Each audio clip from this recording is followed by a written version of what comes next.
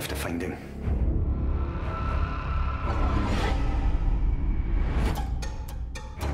Your eyes. They've seen things. Wow, okay. We haven't had the screening for Apostle yet, so I'm going to find that out tomorrow night. So I'm very nervous and filled with anxiety about screening it for anyone. But with the raid, I remember when the raid played in Sitges in, was it 2011? I think it would have been, yeah, so like 7 years ago now. I was unable to attend, and I remember people sending me photographs of people queuing up to go and see the film, and people telling me about the reactions inside the cinema. And I really wish I could have been there to have experienced that, because it sounded like a very special screening for the film. So I've always had an affinity for this festival, so I'm very excited to be here and to be able to screen this film there as well. So this film came about as a result of having made 3 martial arts films back to back. I did Miranda, The Raid, and The Raid 2. And so I knew I wanted to do something different. I knew I wanted to challenge myself in a different way.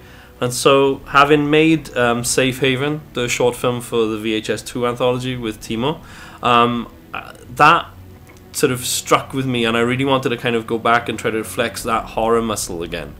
And so, once I'd moved back to the UK, I was looking for a project to do, and so then Apostle became that project. It was something that I was very kind of driven towards, especially the challenge of doing something new.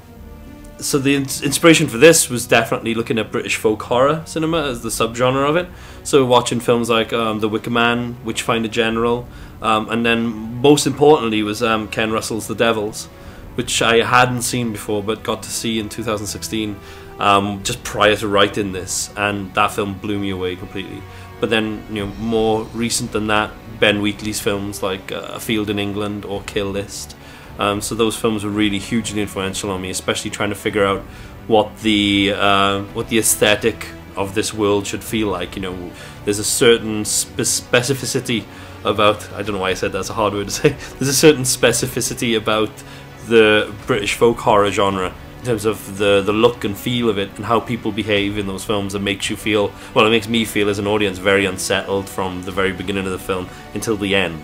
There's a weird feeling of dread that just constantly feels it's there in the background. You never know who you can trust. So yeah, hopefully hopefully I can promise that there are certain things in this film that you won't have seen before.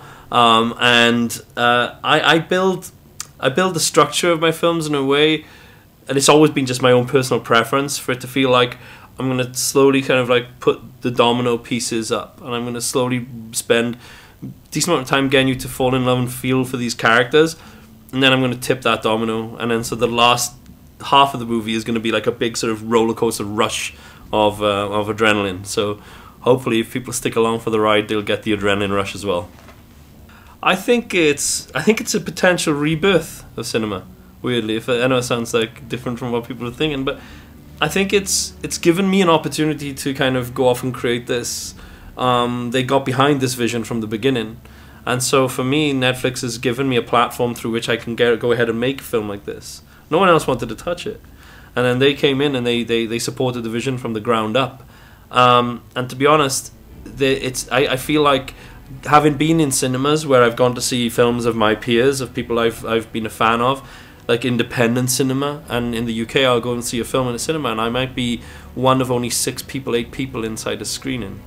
And that's devastating. But if the audience aren't turning up to the cinemas to see these films at this budget level, then we need a way to kind of keep making them. And Netflix and a lot of other streaming platforms are providing an opportunity for that, for our voices to be heard. And the idea of it being able to reach a global audience on the same day, that's insane. It's a spectacular achievement. So yeah, I'm all in support.